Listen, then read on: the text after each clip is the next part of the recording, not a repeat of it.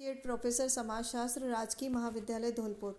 आज मैं आपको लघु विधि से या शॉर्टकट मेथड से खंडित श्रेणी में अब अर्थमेटिक मीन या गणितीय माध्य की गणना करना बताऊंगी। सर्वप्रथम हम किसी भी एक मूल्य को कल्पित माध्य के रूप में मान लेते हैं।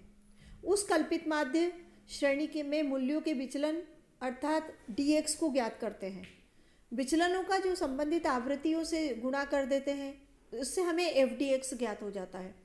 समस्त fdx का योग ज्ञात किया जाता है। उसके बाद में आवृत्तियों का योग n हो जाता है। अंत में सूत्र x bar equal to G plus sigma fdx upon n का प्रयोग करके गणितीय माध्य ज्ञात कर लेते हैं।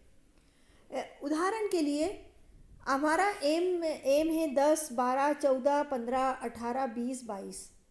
यह हमने 15 को कल्पित माध्य माना है। इसकी आवृत्ति है, इसकी फ्रीक्वेंसी है 2, 5, 7, 10, 6, 4, 2। 15 को क्योंकि हमने कल्पित माध्य माना है तो इसके ऊपर के क्रम में जाएंगे तो वो ऋणात्मक रूप में हम दर्शाएंगे उसको, और नीचे के क्रम में धनात्मक। तो ऊपर जो है इसके 15 के ऊपर 14 है तो -1, 12 है -3, 10 है तो -5। नीचे के क्रम में जब हम जाएंगे 18 से +3, 20 से +5 और 22 का हो गया +7। अब हम f और dx का आपस में मल्टीप्लाई या गुणा करेंगे। 2 और 5 का गुणा करेंगे तो 2 पंजे 10, -10, -15, -7। उसके बाद में अगला जो है नीचे करेंगे, इसमें इसी प्रकार से fdx निकालेंगे। तो +18, +20 और +14 अलग अलग जो है ऋणात्मक संख्याओं का और धनात्मक संख्याओं का योग निकाल लेते हैं। ऋणात्मक संख्याओं का योग -32 आया और धनात्मक संख्याओं का +52। इनको जब इनका आपस में योग करेंगे तो हमें मिला सिग्मा fdx इजिकल टू 20। इन सभी का मान जो है हम सूत्र में रखेंगे। x bar equal to G plus sigma fdx upon n।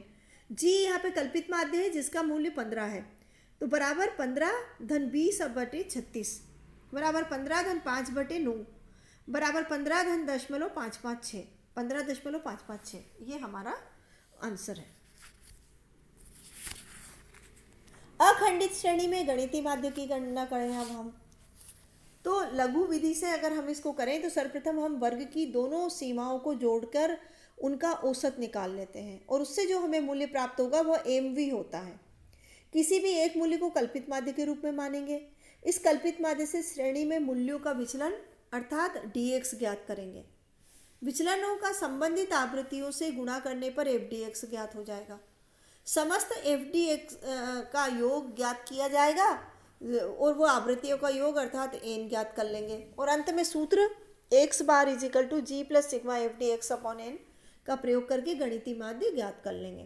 वर्ग यहाँ पे जैसे दिए गए हैं उदाहरण में 0 से 10, 10 से 20, 20 से 30, 30 से 40, 40 से 50, 50 से 60।